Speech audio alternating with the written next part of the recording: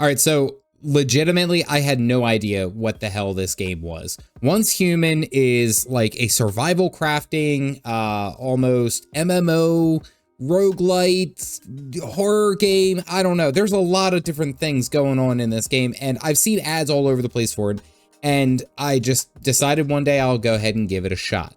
And it's a free-to-play game, so what do I have to lose?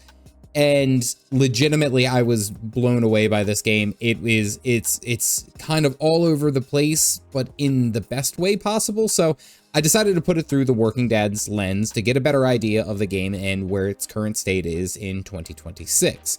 And I will make a very big point is that this game changes as far as my rating from like a 3 to a 10 to like an 8 out of 10 on the Caff Dad scale based off of one setting that you may have missed. So make sure to like the video, subscribe to the channel for more Working Dad content. Let's grab a cup and talk about it. Also, before we get any further, I do want to make a small note that I stream these games as I'm playing through the Working Dad review live Mondays and Fridays here on YouTube at 9 p.m. Eastern Standard Time. Please, I implore you, come in, yell at me, telling me what I'm doing wrong. All right, so Once Human at its core is a survival crafting game based in a post-apocalyptic world of Earth. So Earth was like hit by something called stardust, which is like cosmic radiation type issue, and it warped reality, it warped everything, and warped the people, and everything's gone crazy. You got people with like suitcase heads, people with like lamp faces, I guess is the best way to put it. Lots of things happen when this blast hits you. You play as a meta, which is a person that survived the stardust, were not affected directly, but you gain some abilities. And the other aspect of this is that it works off of this deviant system or deviation system. So throughout your journey, as you go through, you will run into what's called deviations. And these deviations usually inhabit like a boss type battle or some type of puzzle. Like there's different ways that you can acquire them. And when you do, you can utilize their abilities. Think very much in the sense of kind of like Pal World or Pokemon, where it's like you got to go and capture them and then you can use their abilities. And these deviations do all sorts of different things. And then apparently even later, you'll go ahead and be able to assign them to do things around your base and even like go out on missions without you. I didn't get into all that. That seemed like it was later into the game, but think very much like Pal World in that sense. For the world itself, it is visually stunning. The game is actually beautiful. And then there's also kind of like a silent horror to the game with like the grotesque creatures that you'll run across. I mean, even in the opening cinematic, you ride a bus that has arms instead of wheels, and it's like these big muscular arms carrying you away.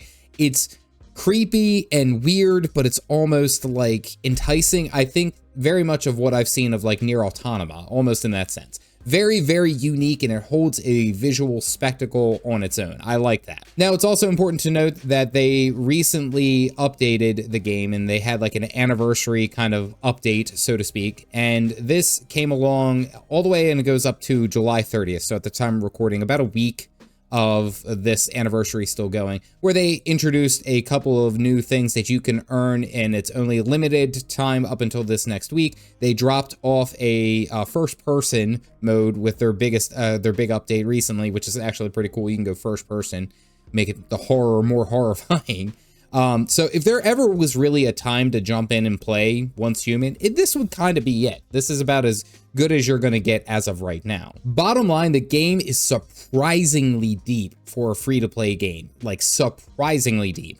However, from the Working Dad's point of view, and from a busy parent, we'll say, there was one little feature that you may have missed in your server selection, and it makes the world of difference as far as how you play the game and whether or not this game is good for dads versus bad for dads. So let's go ahead and talk about it. All right, so the central issue with servers on Once Human, and you go ahead and boot up the game, you pick up the server, and then you just start playing. You don't even really think about it, which is what I did, and that was the mistake that I made, because there is a essential list of scenarios. Now, what's different from the scenarios as compared to the other servers is that the scenarios reset on a cadence. They completely reset. So essentially all of your character levels, your base, your progress gets reset to 0 on a 6-week cadence. Now, to be fair, you do get to keep certain things that character earned. So we're talking like blueprints, cosmetics, some kind of currencies. You do get to keep those, and those carry over. So there's that roguelike light. I never get those right, but there is that kind of like progression available, and it makes it a little bit easier and you can understand what's going on. But after that 6-week period, your whole game resets. Everything is reset. And honestly, I didn't even really know this until I streamed it and I was talking to people in my chat, and they were like, oh yeah, by the way, this game will the server you chose completely will reset. And I was like, well, shit, like that's gonna make it horrible for a working dad, right? Because all that work, all that time, what limited time you have gets immediately wiped away after a month and a half. Come on now. Now, to be fair, if Once Human was only those seasonal servers or that 6-week server and all that, I wouldn't even consider this in the slightest for a working dad. However, I was informed, and I found out later, that there are ways to kind of circumvent those seasonal servers, and that's where I make the big difference of it either being a 3 out of 10 versus like a 6, 7, 8 out of 10. What you're looking for in this, we'll say, server selection is something called a permanent server. Once one of those seasonal servers gets to what's called a settlement phase, that's like a lead character in Path of Exile being transferred over to a standard character, and all that progress and that kind of gets saved. But from there, you're able to continue playing and enjoy your character and do what you need to. You can even create a new character and play onto that permanent server. Now, there is one caveat. Apparently, you do have to log in at least once every 30 days to maintain your base, maintain your territory, and stuff like that. But that's about it, which is incredibly reasonable, and it doesn't seem like there is any further need to make that difficult, so to speak. You just log in, do your thing, and then you're out. And that's one of the biggest distinctions that I'll say that keeps Once Human even in the realm of a working dad review. As I said, if it was a seasonal game, I don't think that I would recommend this for working dads. But being able to have a permanent server under the settlement phase that's going to be awesome. There is also the possibility from a custom server that you can create. However, I do believe that costs real money, and it's tunable. Like, you can change things very much the same way that you would for like Enshrouded. When you create your own personal world, you can kind of fine tune everything and make it custom. Here in Once Human, it does seem like there is an external cost. So honestly, the permanent server on the settlement phase, that's going to be like 95% of like what a working dad would actually need. But how does Once Human respect your time? All right, so we got the server selection kind of like squared away, and that's the biggest hiccup. Does the game actually respect your time? So looking at like what you can do in about like a 30 to 45 minute window actually is quite a bit. You can get a lot done and feel accomplished within that time period. I will give Once Human credit there. It does feel like you can make meaningful progress reasonably easy in that time. Like, you can do quests, you can build up your base, you can gather materials, you can take on boss fights. There are dungeon type boss fights in here where you can queue with other players or take it on solo, and they give you the capability of being able to do that. So very much so, you can find a way to make the game work for you. Now, there is something that I do want to talk about also, which is something that came along with the most recent update, which is the Dreamy Rift mode, which is kind of like a roguelike wave survival, I guess is the best way to put it. And it's like they're like micro-contained little sessions, like 20 to 30 minutes, and you'll be able to go through and play it. It's about as good of a working dad's a game session that you're going to be able to make, just with these little tight windows that you can do. And also you can earn a bunch of the anniversary rewards right there. So if you're just getting started out, I would maybe suggest just trying that out and playing there to get in the most bang for your buck. And of course, as I mentioned, if you're playing on the seasonal server, then that 6-week period is going to be a hard set. So that doesn't respect any of your time as well. I mean, I think that's pretty well established. But if you go into like a permanent server, as long as you're logging in once every 30 days, your progress is saved. You're good to go. And that is fantastic for this game being able to respect your time in that sense. So let's go ahead and talk about when this game actually becomes fun. So once you get into the game and actually understand kind of like the initial landing, it takes you through this tutorial and you follow along with this lady and you get like hand-fed everything, and it's very simple, very easy. it's not necessarily super fun in that regard, which the whole tutorial takes maybe like an hour, like maybe less, if you don't read everything. But after that, you get plopped onto a server, and even if you are following along with the tutorial very well and you understand the basic concepts of most survival crafting games, it's still going to be a little bit of time before you actually find the fun in the game. Now, once you actually understand the resource loop cycle and finding quests and following the main story and like what you need to do and understand the basics, like 2 to 3 hours in, it does actually become really fun. Again, I mentioned it's kind of like a horror survival game in this sense. And every turn and every a monster that you fight feels like a genuine threat. And it ends up being a lot more fun very quickly after that point. But the initial like 2 to 3 hours, you're going to be scratching your head. You're going to be kind of just following the prompts and be a bit confused. And that was my experience. And that's what I would impart to you, especially if you only have like a half hour, 45 minutes to play a game. There's going to be a bit of that at the beginning. But once you understand kind of like the core loop, it really does open up. One of the things that I really like to talk about is specifically the crafting aspect, which is incredibly deep with this game. Now, there's tons of different blueprints, there's tons of different things that you can craft, and there's different ways for you to be able to unlock new crafting.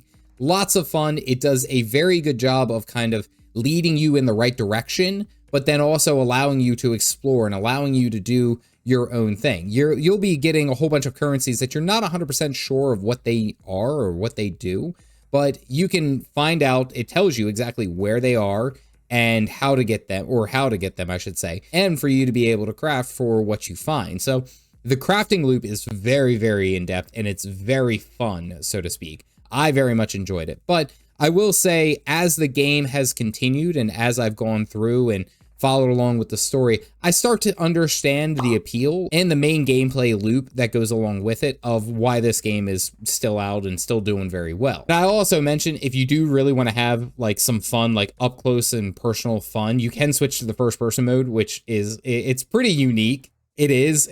I only tested around with it for a little bit, but it's actually kind of fun being able to be up close and personal and then having these giant horrors swinging at you and running away. It changes the gameplay completely, but it's something worth it to think about. Now, I will say that there are some things where it ends up being like a little bit tedious, I will say, which is like being able to make sure that you have all the crafting materials for the right things and running back and forth. However, they do kind of accomplish this by giving you a bike early on, which I think it's funny. The bike plays a radio. I never had a radio bike, but okay.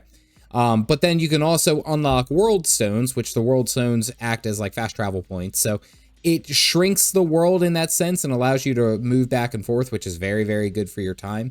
But a lot of the side quests and all that are, we'll say, just simple fetch. Go and do this, go and kill this guy, go and grab this and bring it back. So there is that kind of like questing MMO loop that goes along with it, but overall very fun after a couple of hours. All right, so let's go ahead and talk about if this game is actually worth it for busy working dads.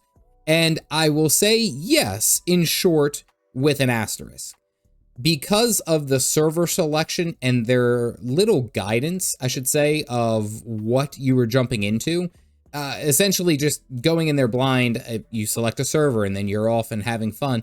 I would have liked a better representation of what the servers were, and that whole marketing change of whether or not you were on a seasonal server versus a permanent server, that makes the world of difference for a working dad's verdict.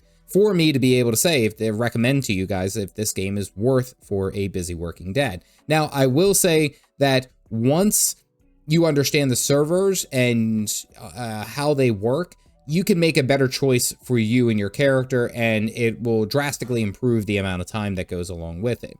However, I will say that this game is incredibly deep for a free-to-play game. I mean, you're not really risking anything trying the game and playing it. Again, with it being free, I mean, you can't beat that. You don't have to pay a dime. Now, I will say the caveat is that you will probably spend the first couple of your sessions understanding the game, understanding what you need to do on a regular cadence. And then even when you join in the server and you're giving your kind of like direct quests of like what you need to do and the story guidance, I should say, it does become a little bit tedious, and it's not as fast as fun as like say Pal World, which in like the first like 20 minutes, you just bam, you're lost, done. But I will say that once you understand that learning curve, if you get over that learning curve, it does pick up and it does become very worth. I've gotten to this point in this review and I haven't even really talked about the Raid Fest, which is kind of like co-op raid content. And I think there's like PvP that goes along with it, but in that sense, that requires external communication and coordination with other players and things like that, where I kind of find it harder for a working dad. So I can't necessarily recommend that if you are short on time. You might find out that it works for you, and I say more power to you. But on the general sense, if you don't have a whole lot of time, I didn't even bother playing any of that because I didn't feel that it would be worth my limited hours. And as I've reiterated a number of times in this review, is as long as you are selecting the right server, it will 100% change how this view of the game would be. If you're on the seasonal server, it's going to be very, very hard for me to recommend this game because all your progress is gone very, very quickly. If you find the permanent server and you're playing on that, the game's fantastic. It's very flexible for working dads. And again, with it being a free-to-play game, you can't beat that. So depending on the server that you select, so if you selected the seasonal server, I would only give Once Human maybe a 4 out of 10 because the complete reset in such a tight window for 6 weeks is abysmal and you can't do that. However, if you look at the permanent server, which is where I highly recommend, this game immediately jumps up to about a 7. I would even say an 8 in some regards. However, I do have to scale it back a little bit because the crafting sometimes doesn't feel necessarily intuitive and it requires more thought than I think that I was prepared to put into the actual exploration of the game. I was just tired after my long day and I sat down to play and I couldn't find out water. You know where you can find water? Wherever there's water on the floor. But the thing that really pushes this game higher is that it's free to play. There's literally no risk in you playing. It's not like you dropped $70 for a game or, you know, $40 for a DLC. You could just log in and play whenever you want, and then you're good to go. And truth be told, I didn't understand this game and I thought it was weird until I played it. And as I got into it, I was like, oh, that's what people play it for. Oh, okay, that's pretty interesting. It has a lot going for it that I didn't necessarily give it credit for until I tried it. So I will actually go ahead and recommend Once Human if you were playing on a permanent server for busy working dads. And as a bonus note, there is a console release coming on August 25th for Once Human. So our non-PC playing compatriots can go ahead and join in on the slightly terrifying fun. Now I'll go ahead and make the note again. If you want to sit down and watch me actually play through my working dad review of these games, I stream here on YouTube Mondays and Fridays at 9 p.m. Eastern Standard. It's only from like 9 until 11 because I get tired, but you can watch it live and I hope to see you there. If you want to see my other working dad reviews, you can click this video here, which is going to talk about Pal World, which the 1.0 just released a couple of weeks ago. Pretty good game if you haven't tried it. As always, stay caffeinated, folks.